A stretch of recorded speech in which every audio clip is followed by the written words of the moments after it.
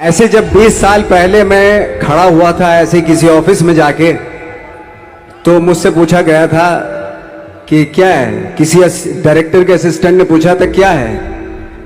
मैंने कहा एक्टर हैं। बोले दिखने से तो लगते नहीं हो एक्टर हो। तो क्या होता था कि इंडस्ट्री में हमेशा ये चलन था कि एक्टर हीरो जो होता है वो 6 फुट का होता है और गोरा होता है और लंबा चौड़ा बल्ले छल्ले होते हैं। मतलब हम तो बस ऐसे ही चले गए थे, ऐसा समझता था वो। और शिप्रा, मैं आपको यकीन दिलाना चाहता हूं इस चीज का कि मेरे खुद के रिश्तेदारों ने भी, जब मैंने उनसे इच्छा जाहिर की कि मैं एक्टर बनना चाहता हूं, तो उन्होंने भी मुझे डीमोरलाइज किया कि पहले शक्ल तो देख ले अपनी, क्योंकि 5 फुट का छोटा पतला दुबला सा आदमी, काला कलूटा। मुझे खुद को पता नहीं था कि इंडस्ट्री में मेरा क्या हाल होगा, बट एक जिद थी और हजारों लाखों, मतलब सालों साल से इंडस्ट्री में सिर्फ यही चलन था कि एक्टर तो, हीरो तो जो है ऐसा होता है। लेकिन सब ऑड सिचुएशंस के बावजूद भी गए। लेकिन एक चीज मेरे दिमाग में थी कि जो सब कर रहे हैं वो नहीं करना है, तो अलग क्या करूं, अलग क्या होना चाहिए। उसके लिए ट्रेनिंग की जरूरत थी, जो मैंने नेशनल स्कूल ऑफ ड्रामा में आके ट्रेनिंग ली। 3 साल मैंने एक्टिंग की पढ़ाई की वहां पे, और अपनी क्राफ्ट के बारे में समझा कि एक्चुअली इस पर्सनैलिटी में अगर मैं लोगों को इंप्रेस करना चाहता हूं, उसके लिए एजुकेशन की बहुत जरूरत है। या जो भी आप काम कर रहे हो उसमें क्राफ्ट, उसका एक्सपर्ट होना बहुत जरूरी होता है। ऐसे ही हवा में नहीं कि जैसा पहले होता था, अरे यार तो बहुत खूबसूरत दिखता, फिल्मों में जाके काम करना शुरू कर दे। ऐसा नहीं। किसी चीज को बारीकी से जानना, उसके लिए ट्रेनिंग की, एक्सपर्ट्स की, एक्सपीरियंस की जरूरत होती है। तो मैंने ट्रेनिंग ली नेशनल स्कूल ऑफ ड्रामा से, और 2000 में मैं पहुंच गया मुंबई। मुंबई पहुंचने के बाद जब हम किसी ऑफिस में जाते थे, आई थिंक उससे पहले चलन नहीं था बिल्कुल भी। हम लोग गए, जैसे मैंने बताया कि ऑफिस में खड़े हो के, भाई हम एक्टर हैं, काम दोगे क्या। तो बोले पहले हुलिया तो देख अपना तू। तो ये हर बार सुनने के लिए मिलता था, और वो बात भी सही थी, क्योंकि उससे पहले कभी कोई आपने देखा नहीं होगा कोई इतना बड़ा, कोई इतनी सी पर्सनैलिटी का 5 फुट 6 इंच का आदमी, पतला दुबला सा मरियल सा, कि कभी ये इस तरह के लोग एक्टर भी बन सकते हैं, हीरो भी बन सकते हैं, स्टार भी बन सकते हैं। ऐसा चलन था ही नहीं। मैं कॉन्फिडेंट था बिकॉज ऑफ माई ट्रेनिंग। मैंने ट्रेनिंग ली थी और अपनी क्राफ्ट के बारे में बहुत अच्छे से जानता था मैं, और उस चीज का सिर्फ कॉन्फिडेंस था मुझे कि आज नहीं तो कल, कल नहीं तो परसों, या 10 साल या 20 साल या 30 साल, 30 साल के बाद नंबर जरूर आएगा मेरा। मैंने कभी भी अपने को टारगेट नहीं दिया मैंने कि अगर 2 साल ट्राई करके देखता हूं, उसमें अगर हो गया तो ठीक है, वरना कोई दूसरा फील्ड अपना लूंगा। ऐसा कभी नहीं। जिस चीज का पैशन होता है, जज्बा होता है,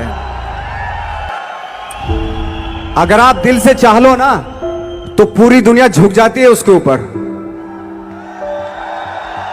उसको पूरा करने के लिए पूरी कायनात एक हो जाती है कि इस आदमी की जिद के लिए, इस आदमी की जिद के आगे झुकना पड़ेगा, और पूरी दुनिया झुकती है आपकी जिद के आगे।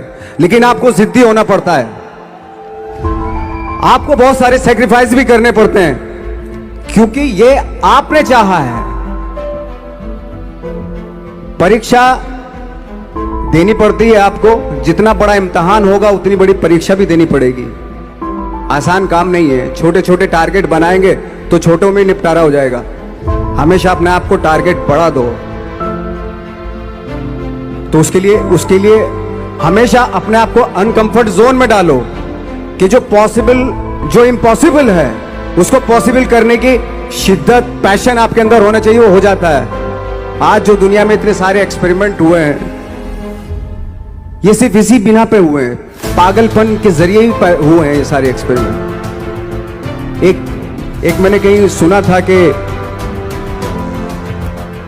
जब आप एक्सपेरिमेंट करते हैं तो फेलियर भी होते हैं, कई बार फेलियर होते हैं। कोई एक एक्सपेरिमेंट करने के लिए, कोई एक चीज करने के लिए बहुत बार हमने भी झेला है, बहुत बार फेलियर हुए हम लोग।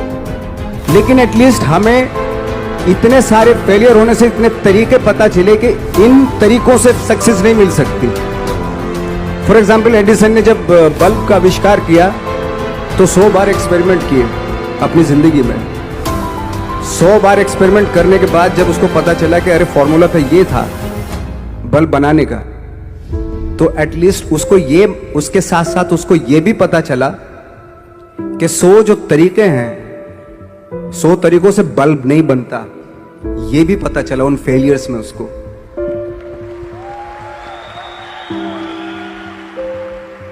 जब हम लोग मुंबई आए तो हमें मालूम था हमारे पास पर्सनैलिटी नहीं है, हमारे पास बैक नहीं है, या हमारे फादर दादा परदादा तो फिल्म इंडस्ट्री में है नहीं, हम ही हैं, तो हमें क्या करना चाहिए। इसलिए लोगों के बीच में घुसे रहते थे, आम लोगों के बीच में घुसे रहते थे, उनका एक्सपीरियंस सुनते थे, उनको ऑब्जर्व करते थे। तो आई थिंक मेरे पास 15 साल तक, 10-12 साल तक कोई काम नहीं था। जैसे आपने बताया कि बहुत ही 10-10 सेकंड के रोल करके घर में आके बैठ जाता, तो पूरे साल खाली बैठे रहते थे हम लोग। लेकिन एक चीज थी कि लोगों के बीच में रहते थे। लोगों के बीच में रहने से ये एहसास हुआ हमें कि तरह तरह के लोग हैं, लेकिन हमारी इंडस्ट्री में सिर्फ एक ही तरह की एक्टिंग होती है। हजारों करोड़ों लोग हैं इस दुनिया में, लेकिन एक्टिंग सिर्फ एक ही तरीके से होती है हमारे यहाँ। तो मुझे लगा यार, ये मैं तो ट्रेन भी हूँ, मुझसे अपनी आर्ट भी आती है, और हजारों लोगों को मैं ऑब्जर्व भी कर रहा हूँ, तो ये तो सबसे अच्छा सूत्र है। इससे तो मैं बहुत कुछ कर जाऊंगा। तो जब ये सूत्र पता चला मुझे कि अब मैं ये जो हजारों लोगों को मैंने ऑब्जर्व किया है, अब जब भी मुझे कोई रोल मिलेगा उन्हीं में से वो एक इंसान होगा। उसी में वो ठाकरे, बाड़ा साहब ठाकरे होंगे, उसी में मंटो होगा, उसी में गणेश गायतोंडे होगा, उसी में फैजल खान होगा, उसी में माजूमदार साहब होंगे। तो इस तरह के, ये कब हुआ? जब हमने लोगों को ऑब्जर्व करना शुरू किया, लोगों के बीच में रहे। मैं 15 साल के बाद जो मेरी लाइफ थी, जिसमें खाने तक को नहीं मिलता था, अब फॉर्चुनेट अपने आप को समझने लगा था कि थैंक गॉड कि मुझे ऐसे लोगों के बीच में मुझे रहने का मौका मिला। तो कभी भी, आई थिंक मुझे लगता है कि कभी भी जब आप स्ट्रगल कर रहे होते हैं ना, वो एक मौका होता है आपके पास, वो एक चांस होता है आपके पास कि कैसे उसमें आप अपना ऑब्जर्वेशन, एक्सपीरियंस, जब आपको काम मिलेगा वो उसमें लगाएंगे आप।